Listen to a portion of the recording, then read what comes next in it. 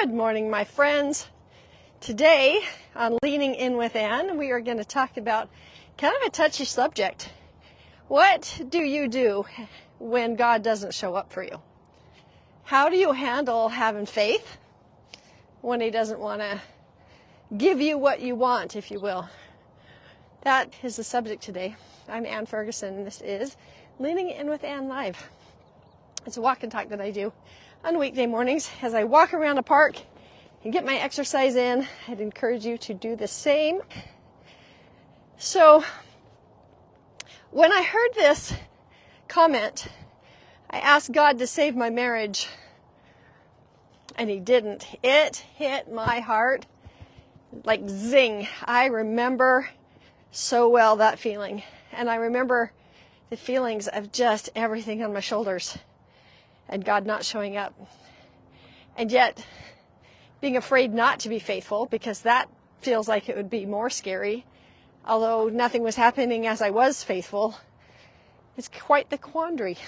So we're going to kind of pull apart that, being angry at God, letting that all flow. So if you are one who this sits well for, please listen and comment and share and let me know what's going on.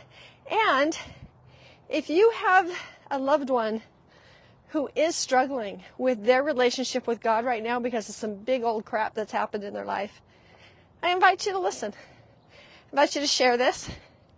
I invite you to have some compassion and try to figure this out. Fear is what generates a lot of our things we say that aren't helpful and supportive. So, what I would love to do first is let's check in, give ourselves permission to experience emotion, and go with, when is the last time you were surprised? When we check in on an emotion and try to find a memory, it opens up our heart so that we can experience more. And I will tell you, it has everything to do with the subject that we're talking about right now. Opening up our heart is what will help us in having faith even when God lets us down. Seems like that's kind of weird, right? We're supposed to have faith in order to produce miracles, but the reality is sometimes those miracles don't show up. When have you been pleasantly surprised? Go into a memory. I was surprised when my daughter said that she was coming here for Christmas. And that was a pleasant, happy surprise. I was surprised, and I'm so excited. I'm looking forward to it. That is my moment. Can you see that I shifted? All of a sudden I hit the memory. I'm like, oh my gosh, I feel it. I feel it all the way down to my bones. So when is the time that you were surprised? Oh. Just breathe through it and let that kind of lift you for a second, because we're going to go into some things that are a little bit more heavy. So I just want to take a minute, first off, for those of you who are in this spot where it feels like the heavens are shut and that you are pleading with all of your heart and you're trying to get God to move some mountains for you and nothing is happening. One of the first ways to handle this is to just acknowledge the reality that that sucks. Whew. When people who have capacity do not show up for you, it's because they've chosen themselves a lot of times instead of you. And unfortunately for us, the only thing we have is the idea and understanding of human relationships. And we're told we're not supposed to murmur. We're not supposed to complain. I mean, Job, right? Job didn't curse God. He did complain, by the way. But if we don't actually acknowledge the fact that it feels really lonely when God doesn't answer in the way that we're asking Him to, it feels just like it does when a human rejects us. Now, I'll tell you what's not helpful. What's not helpful is, oh, well, God knows best for you. It's because he loves you. It's because this will help you grow. When that happens, how many of you are just like, shut up? That does not help me feel seen, heard, or understood in this moment of my pain. So what we do, since we're not supposed to be angry at God, is that we keep it right here. And we don't let anybody in and don't let anybody know. And what that does is cause anxiety and depression and isolation. Despair. Despair is when you have a hopelessness and you're not even willing to be comforted or supported. It's just, this is what it is. There ain't nothing nobody can do about it. Right? That feeling is because you've squashed your voice. And I just want to let you know that in my experience, I've done what you're not supposed to do, supposedly. I have yelled, I have screamed, I have shown up angry at God. It's not fair. I did every single thing you asked me to do. And you're not showing up. It's almost like I did the dishes, I vacuumed, I scrubbed the tub, and you still aren't doing your part. You know, I'm babysitting and we're putting up the Christmas tree. Let's just say that, right? That's the thing right now. I've read my scriptures. I've said my prayers. I've talked to you. I have served my neighbor. I have tried with every ounce of my being to love my enemy. Where are you, Lord? Like, why are you not here? What more do I have to do? Does anybody ever feel that? What more do I have to do? When is it enough? And yet there's something deep inside you that goes, and I can't give up.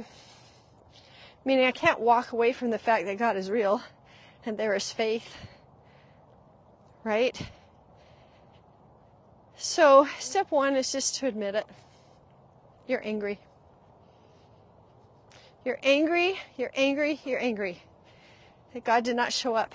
And what this looks like to me is, show me that you love me by doing the things that would love and support me. Show me that you love me. There is a big bully that's out there that loves to grab these moments. And first of all, give you all of the words in your head about how you suck and how you don't have enough faith, or how God's too busy for you, or how you haven't done enough. And he tells you all of that stuff. And then he tells you, oh, and by the way, don't be mad about it. Because then you're not a good daughter of God or son of God. So it's okay to be mad. You cannot have faith if you don't be authentic. Faith is not doing things different than what your heart feels. So you've got to be honoring to your heart. So in my experience, I was one of those that said, hey, Lord, I've been asking for a miracle. I have done everything you have asked me to do. Just please, talk to my husband, change his heart, help him see you. This is my ex. Save my family. Save my family. The thing that helped me with this is when I dug a little deeper and went into the why. I know that sounds weird, right? We want our families to be together. That's a very righteous desire. That's what I thought. It's a very righteous desire. Like, why would he help me? It's because he knows my heart. So when I ask the question of myself, why do I want this marriage put back together? What I realized is that it's because what I wanted was unconditional love. And the how to get there was my husband changing his heart, his way of doing things, his perception and view of me. If he could just see me and all the love I had for him, then we could be together and everything would be all right. That's my how. If this, then that. That's a how. But what I really wanted was unconditional love. That's what I wanted to experience. I watched for a solid year while my ex was, God was trying to chink his armor. His brother flew him up to New York to kind of confront him and say, hey man, look at this. There were other things that would happen where it was like, you know, you're about to lose something really big and important in your life and you're giving up on it. So I watched the Lord try, but just like me, the Lord cannot violate freedom of choice. Do I think that if my husband had decided to come to full awareness of the situation and his behaviors and the effects of that and seen my love, that we could come to unconditional love? Yeah, I think the Lord can teach that. But what the Lord can't do is he absolutely cannot change somebody's mind. They have to be willing to have their mind changed. So the Lord said no. He didn't save that marriage. He didn't save it. And I was mad. I've had situations with children where I prayed and prayed and prayed for the miracle. God didn't show up in the way that I wanted him to. And it's okay to feel disappointed and upset about that. What did happen for me is that God heard my actual heart. I wanted to know what it was to be loved. Not romantic love like the movies, but feel accepted, feel supported, feel safe and protected. All of those things combined without me having to do a thing. I know that sounds weird. I will do a thing, but the unconditional part is, it's not a tit for tat. You do this and I feel that. I do this and you feel that. It's just, I love. And I am loved in all of my crazy weirdness. My ex-husband did not have the desire to move towards that. And so the Lord answered me anyway, and I was so mad at him. Why did he fail me? Why did he let me down? So I think finding out why is kind of a big part of the ask. When I realized, I remember, I actually dropped to my knees and I said, Father in heaven, what I want is to experience unconditional love. I don't want to leave this earth never knowing what that feels like. And I'm now willing to receive unconditional love in whatever form it shows up. So what happened was I stopped counseling the Lord, and that opened up the ability for him to actually bring me what I actually wanted. See, I wanted that unconditional love, and I was stuck in this place of, if he shows up this way, my ex-husband, and if he does this and he does that and he does that, I will feel loved. That's coming from media. It's coming from media because when there's a chick flick and the guy does this and he does that and he does this, then I have music coming through the channels and I feel loving in that moment as I'm watching. So if my husband were to do this and this and this, those feelings would generate, and that is what love is. So another part of this is I had to actually say, I am also willing so many things. I'm willing to have everything I know be pulled apart. Who are you, God? Not the God that, did a thing for Moses, but to me. Who are you to me? What is love? Like, I'm realizing that I don't even know what that is. That's what I was saying back then. I don't even know what it is. But there's another reason to be angry with God. So those of you who are in situations where it's a relationship issue, I want you to consider something. I had a relationship with narcissism and patriarchy. And while not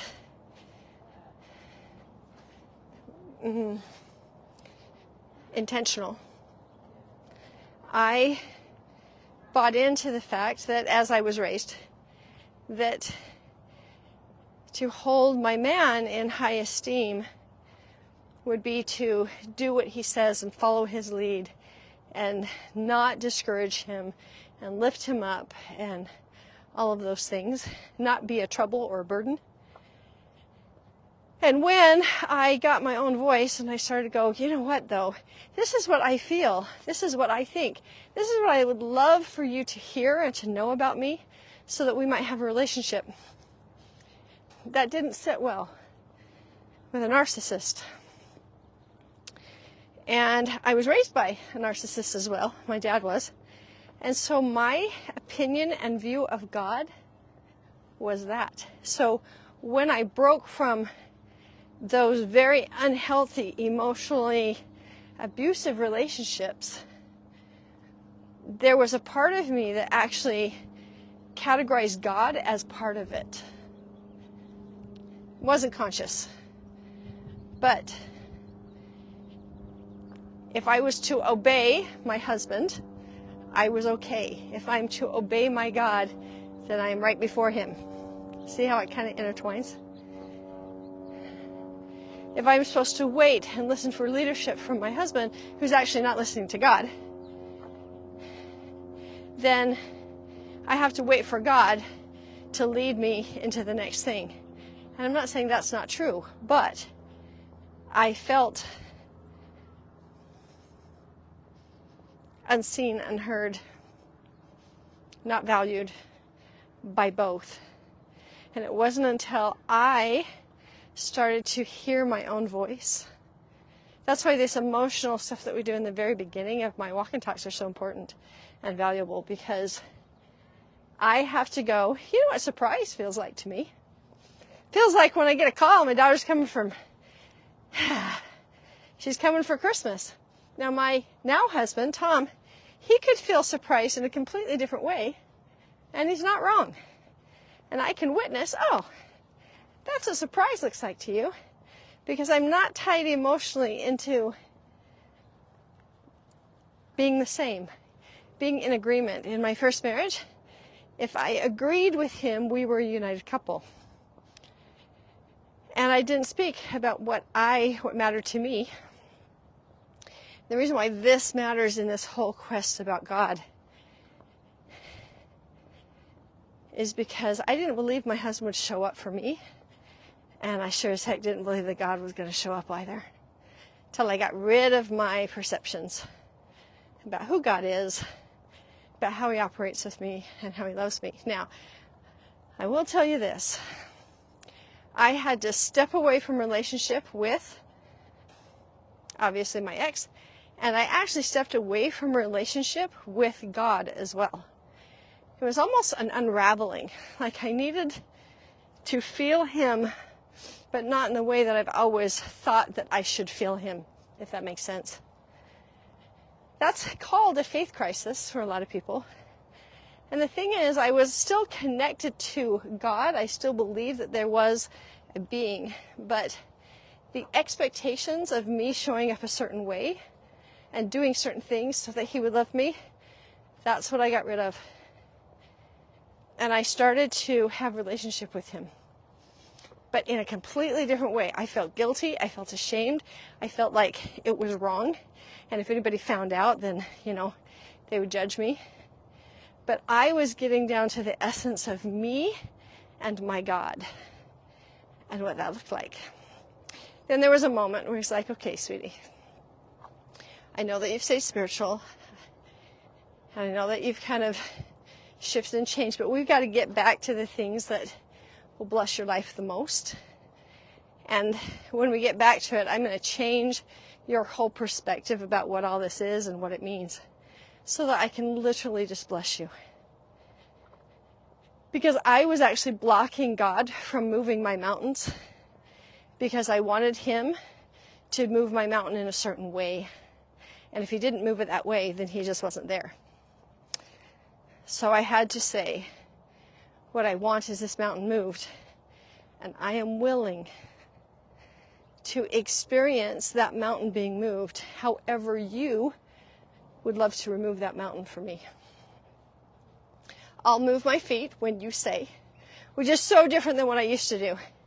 I used to do this and I do that and I do this to prove that I was on his side so that he could support and love all over me. Instead of doing some of those same things, actually, but because I wanted connection with him. Not I wanted to prove anything to him. I just wanted connection. So I gave him, I was sassy. He brought in a video on a Sunday of somebody testifying of Scripture. And I had had experience with God talking to me before through that Scripture, but I didn't want to have anything to do with it anymore because it was my rebellion. It was me showing God, no, I'm not doing you. I'm not doing you this way. I'm not going to participate. So I wouldn't read the Book of Mormon, although I'd had experience with it. There's this weird thing that happens when you read the Book of Mormon. Those of you who don't know, I am a member of the Church of Jesus Christ of Latter-day Saints. I've had multiple reasons and opportunities to abandon that faith, to walk away. And I did in my heart for 2 years. As I was sorting through what did I believe, what didn't I believe, who is God to me? Does this make sense to me? Does this not make sense to me? What are all the questions that I had to go through? And there was a time where he says, all right, I need you to read the Book of Mormon. When I open up the Book of Mormon, it's the weirdest thing. When I do it for like 4 or 5 days in a row, there is something that changes in me, and therefore my mountains are moved. So in this particular case, financially, we were absolutely destroyed because of $600 a month being taken from our budget.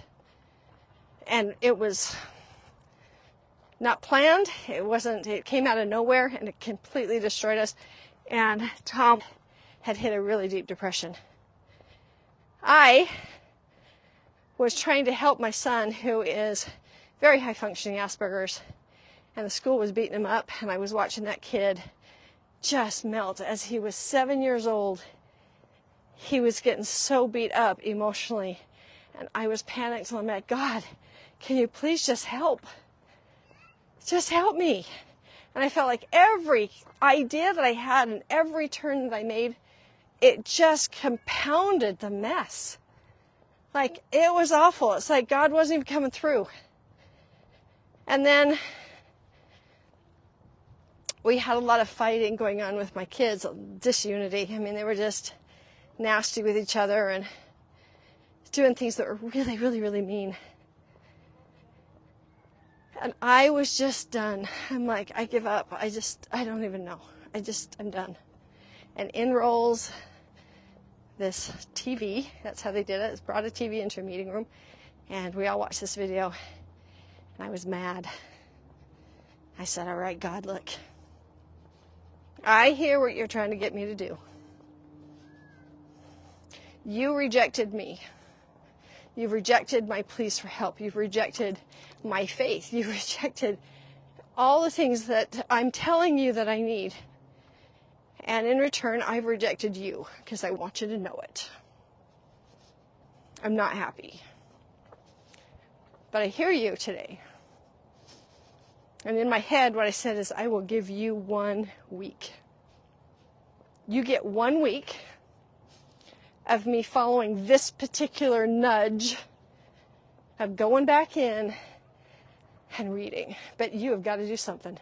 Something has got to change. I've got to see some kind of movement. Or I'm done. I'm done, and I'm walking out done. So I did every single day for a week.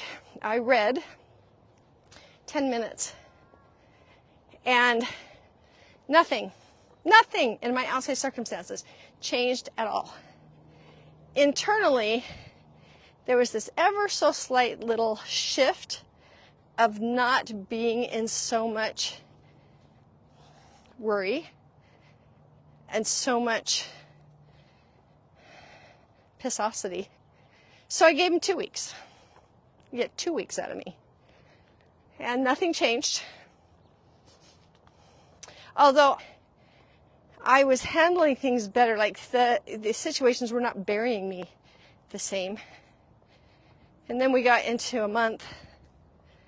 And really what it was me connecting to the Spirit by the time I got to the month. And I started to crave whatever this stuff was that was happening inside me. Now, remember I said, I give it to you, Lord.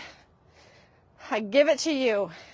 Finances, I give it to you. Just make it okay. Son, give it to you. Make him safe. Family, kids, please just make them unified. And it was month after month after month and nothing changed. And then it was the real surrender. No, I just give it to you. I realize that I don't have the capacity. I'm not even going to tell you how to do this. What I want in every ounce of my being, like I said, like with the unconditional love, right? What I want is family unity. I want emotional safety. And I want financial stability. I'm just, whatever, however you do this. So, I prayed that on a Monday. And on Friday, a 40-foot oak tree uprooted and smashed my house. And I'm like, really, God? When I gave you everything, that's how you respond to this. Let me tell you what happened. Insurance money, we rented, so we had renter's insurance, took care of our financial mess. We went to North Carolina because that's what happened next, is that we had to move to North Carolina. And they called children exceptional children instead of special needs. And that is how they responded to my son. And when you're in a family crisis and homeless, guess what your family does? It binds together. Now, I would have never prayed for, will you please throw an oak tree in my house and displace me, Lord? That's the way we're going to get this done. I had all sorts of other things. Now, people can say, ooh, be careful what you pray for. I hate that phrase. Because I prayed for exactly what I wanted. And the Lord not only brought it to me, but there was this holiness that happened. My husband, Tom, who felt really just out of control. Like nothing in his life did he have control over. He was just working for us and it wasn't enough and he was grinding it out. I was told by God to let go and let him handle everything that has to do with the insurance. Don't keep trying to lead, but let him lead this family. I was so tired and so devastated and so all sorts of things that I would have never done that. That pulled Tom out in a really big way when the provider in him came out. It was so good. I remember with my scriptures going, I don't even know if I can read. Like, what do you want me to do? What was really interesting is that the Lord said, I just want you to spend 10 minutes connecting to me. Everything else is mine. Just connect. What I found when I decided to connect instead of perform is that I found relationship with a very loving Father who, in the middle of all of that stuff with the tree and everything else, blessed me, and I felt him. And my God of my primary years when I was young became my daddy. And my reading and praying ended up being daddy-daughter dates, which I absolutely loved, and I still do. The way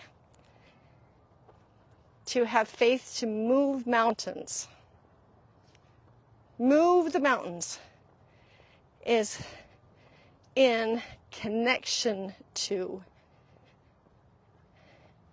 that source that loves you, not performance to prove that you love him so that he can prove that he loves you.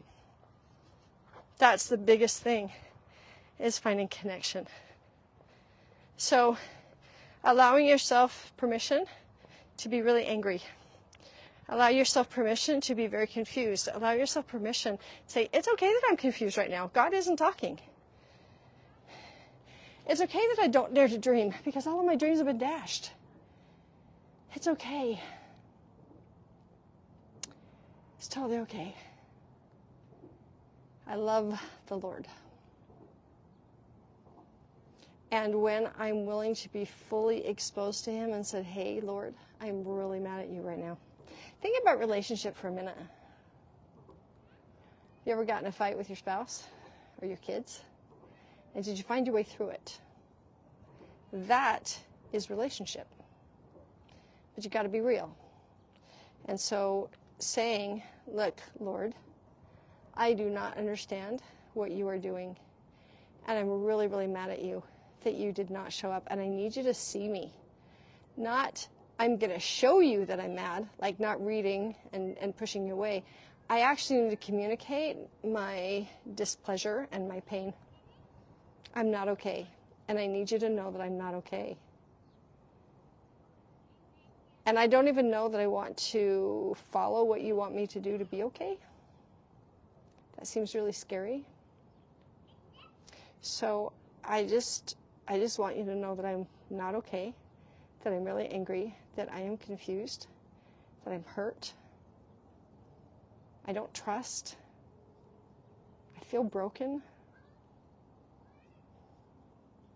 I just want you to see it. Can you give me courage, Lord, to do whatever the next thing is? Because right now, like when I tell you, this is like relationship stuff, right? When I tell somebody that I'm mad at them, I'm kind of embarrassed and I'm avoidant and I don't want to be around them.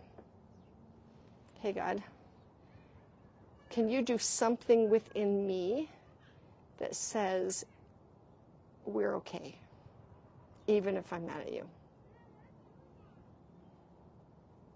I know that I'm a little human and I don't understand things. Please help me. Help me understand. So if you've got loved ones that are going through some stuff, please validate them. It's okay. I totally understand why you're angry.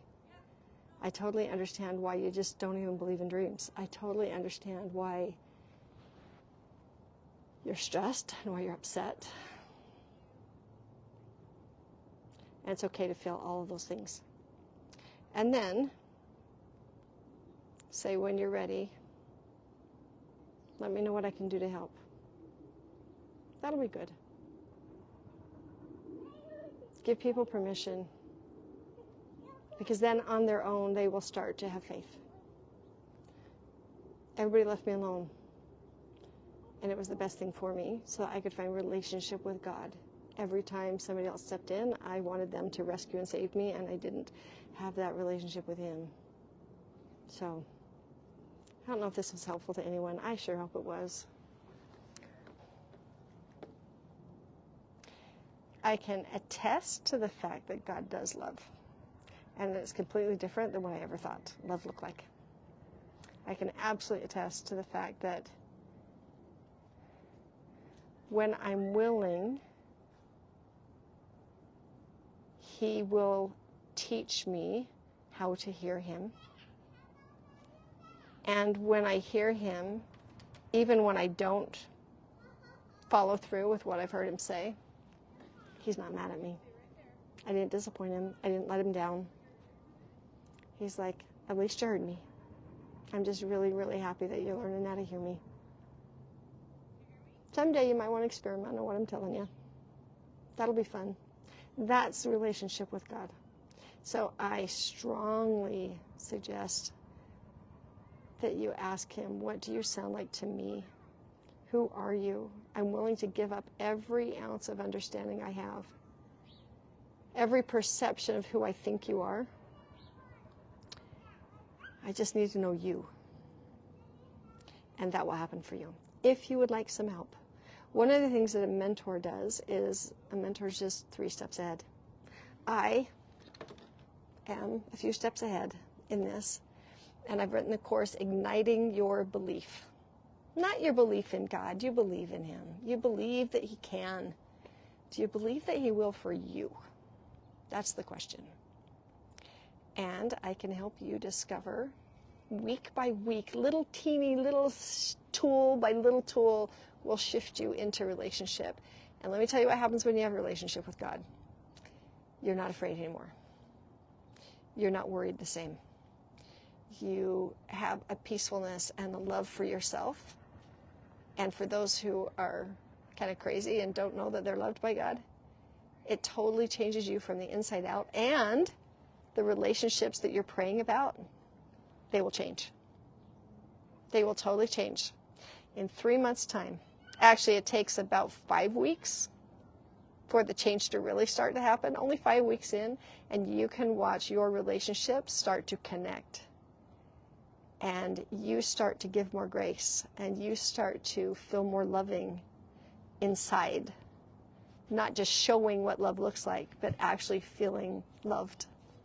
And knowing how to feel that love and express it in a way that is actually loving to the other person. I please join an Igniting Your Belief class. Those of you who are here who have done it before, I invite you to do it again. We've got kind of updated new kind of things.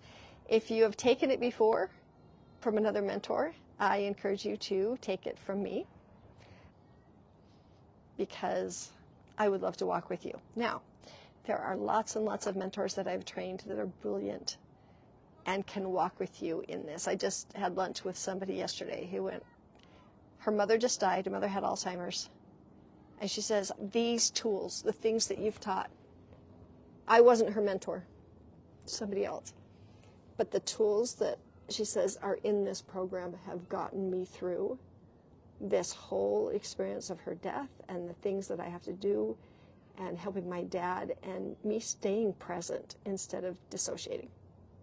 So I would love for your relationships and your connection being exactly what you desire the most. So if you've taken it before, take it again, because it's always good to redo and relearn and sharpen the saw, if you will.